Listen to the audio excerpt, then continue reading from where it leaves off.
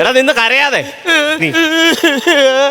എന്തോനാണ് കിടന്ന് കരയുന്നത് നീ? എടാ നമ്മുടെ അമ്പലത്തിലെ ഘോഷയാത്ര 8 കിലോമീറ്റർ പോയതാണ്. ആ 8 കിലോമീറ്റർ നിന്റെ കൂടെ ഞാൻ വന്നു.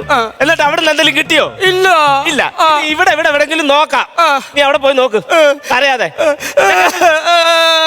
കരയാതെ പോയി നോക്കടാ. ഞാൻ കരഞ്ഞോട്ടേ നോക്കത്തുള്ളൂ. ചേട്ടാ പോയി കരയാതെ നോക്കിയോ.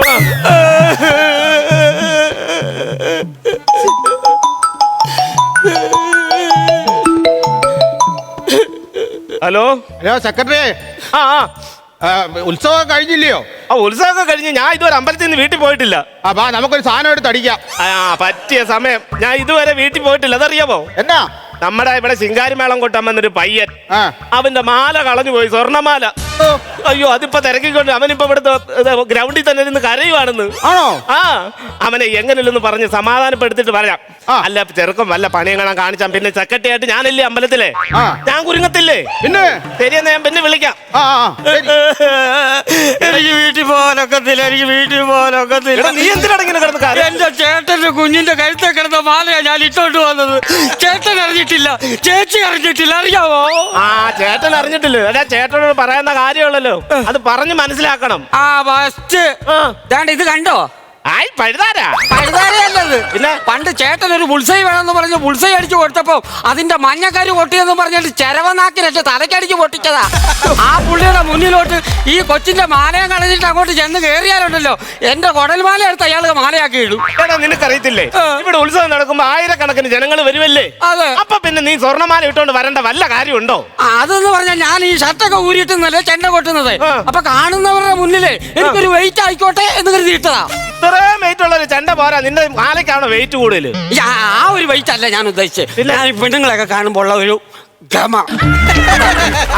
ഗമ കാണിച്ചോണ്ടാ ഇവിടെ നിന്ന് കരയുന്നേ. അതെ, ഞാൻ ഒരു കാര്യം പറയാം. സെക്രട്ടറിയോട് എനിക്കൊരു സ്നേഹമുണ്ട്, ഒരു ബഹുമാനമുണ്ട്.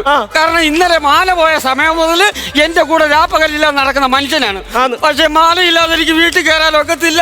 മാല കിട്ടിയില്ലെങ്കിൽ ഞാൻ ഈ ഉത്സവ പറമ്പിൽ കടന്ന് ആത്മഹത്യ ചെയ്യും. ആത്മഹത്യ ഒന്നിനും പരിഹാരമല്ല, അറിയാം. നിന്റെ വിഷമൊക്കെ എനിക്കറിയാം കേട്ടല്ലോ. ഞാനല്ലേ നിന്നെ ഇവിടെ ഉത്സവത്തിന് വിളിച്ചത്.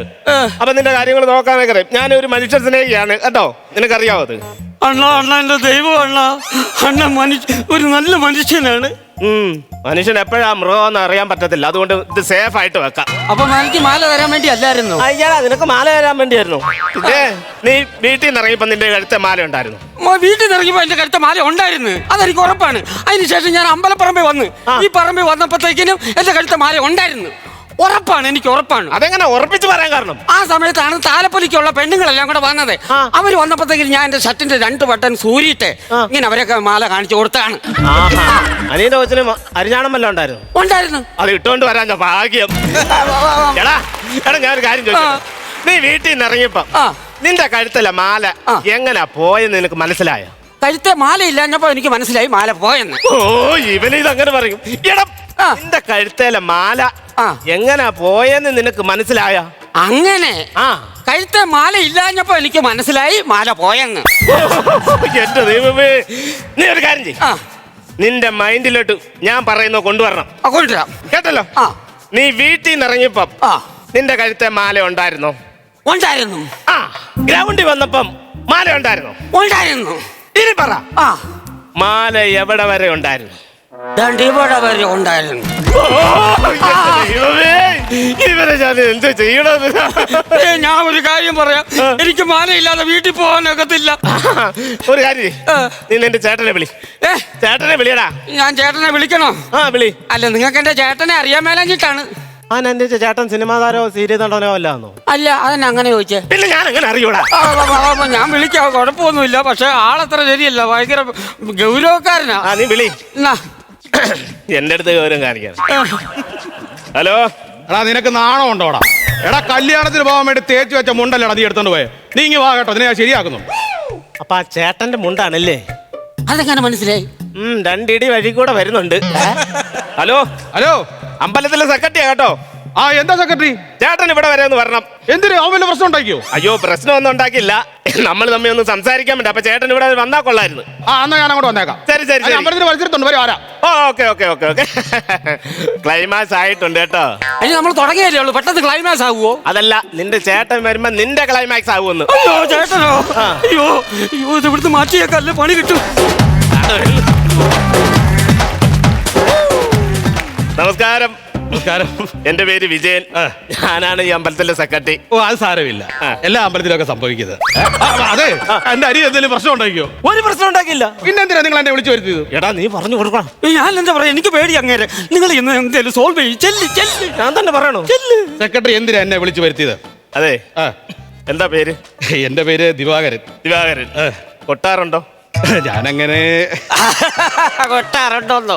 ഞങ്ങളുടെ നാട്ടിലെ എടാ അതൊന്നും പറയണ്ടടാ. ഇല്ല, ഞാനത് പറയും. അത് പറയണം. ഒരു നാട്ടിലെ കലാകാരൻ നമ്മൾ അറിഞ്ഞിരിക്കണ്ടേ? ഇല്ലേ, ഞങ്ങളുടെ നാട്ടിലെ ഏറ്റവും വലിയ കൊട്ടുകാരനാണ്. ആണോ? ആ, ആദ്യം ഒന്നും കൊട്ടിയപ്പോ ഒരു കുഴപ്പമില്ലായിരുന്നു. പിന്നെ പിന്നെ ഒരു ദിവസം 3-4 കൊട്ട അടുപ്പിച്ചായപ്പോ പെണ്ണിന്റെ വീട്ടുകാർ കയ്യോടെ പിടിച്ച് പോലീസിലേപ്പിച്ചു. ഇവനെ പോലെ കലാകാരനൊന്നും അല്ലല്ലേ? ആര് പറഞ്ഞു ഞാൻ കലാകാരല്ലെന്ന്? ഞാൻ നല്ല സൂപ്പർ ആയിട്ട് സിനിമാറ്റിക് ഡാൻസ് കളിക്കും. ആ, സിനിമാറ്റിക് ഡാൻസ് ആണ്. ഈ കളർ ലൈറ്റിന്റെ മുന്നിൽ നിന്ന് ഈ ചേട്ടൻ ഡാൻസ് കളിച്ചിട്ട് ഒരു ദിവസം പോലീസുകാർ പിടിച്ചോണ്ട് പോയി ജയിലിൽ കൊണ്ടിട്ടു. അതെന്തിനാ കളർ ലൈറ്റിന്റെ മുന്നിൽ നിന്ന് ഡാൻസ് കളിക്കാൻ പോലീസുകാർ കൊണ്ട് ജയിലിട്ടു? ആ, പിന്നെ അല്ലാതെ ട്രാഫിക് ലൈറ്റിന്റെ പച്ച ചുമല മഞ്ഞ ലൈറ്റിന്റെ മുന്നിൽ കിടന്നോണ്ട് കള്ളും കുടിച്ച് ഡാൻസ് കളിച്ചാ പിന്നെ പോലീസുകാർ പിടിച്ചോട്ട് പോകും. നീ എന്താണ് കളിയാക്കുന്നുണ്ട് കേട്ടോ? ഞാൻ വിളിപ്പിച്ച വേറൊന്നുമല്ല. എന്തിനാ? ഇത് നിങ്ങളുടെ അനിയനല്ലേ? എന്റെ അനിയനാണ്. ചേട്ടനും അല്ലേ? ചേട്ടനാണ്. ഞങ്ങൾ ഒരു അമ്മ ഒറ്റ മക്കളാണ്. ആണല്ലോ. അതെ. അപ്പൊ ഈ അനിയന് ചെറുപ്പത്തില് നിങ്ങൾ മണ്ണപ്പം കളിച്ച് നടക്കുന്ന സമയത്ത് നിങ്ങൾ ഉണ്ടാക്കിയ മണ്ണപ്പം നിങ്ങളുടെ അനിയൻ അത് തല്ലി പൊട്ടിച്ചാൽ ചേട്ടന് ദേഷ്യം ഉണ്ടാവുമോ? എന്തിനു ദേഷ്യം ഉണ്ടാവണം? എന്റെ അനിയൻ ഒരു മണ്ണപ്പം പൊട്ടിച്ച് കളഞ്ഞു കഴിഞ്ഞാൽ ഞാൻ വേറൊരു മണ്ണപ്പം ഉണ്ടാക്കി വെക്കും. ആണല്ലേ? അതാണ് എനിക്ക് സന്തോഷമില്ല എന്റെ വലുത്. ഓക്കെ, ഒരു 10 വയസ്സാകുമ്പോ ഈ അനിയൻ ചേട്ടന്റെ ഒരു കളിപ്പാട്ടം തല്ലി പൊട്ടിച്ചു കഴിഞ്ഞാൽ ചേട്ടൻ ദേഷ്യപ്പെടുവോ? ഞാൻ എന്തിനു ദേഷ്യപ്പെടണം? എന്റെ അനിയനല്ലേ, അവനൊരു കളിപ്പാട്ടം നശിപ്പിച്ചു കഴിഞ്ഞാൽ അവന് ഞാൻ വേറൊരു കളിപ്പാട്ടം എടുത്തു കൊടുക്കാം. അവൻ നശിപ്പിച്ചോട്ടെ. ആണോ? പിന്നല്ല.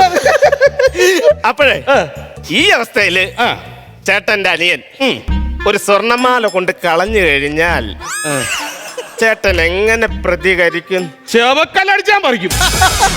അതങ്ങനെ മുമ്പ് അങ്ങനൊന്നും അല്ലല്ലോ പറഞ്ഞത്. എടാ, മണ്ണപ്പോ കളിപ്പാട്ടം നശിപ്പിക്കുന്നതാണോ സ്വർണ്ണമാല? എന്ത് മാത്രം കഷ്ടപ്പെട്ടാണ് ഉണ്ടാക്കുന്നത്? ഇപ്പൊ എന്ത് നീ പോയി പറ.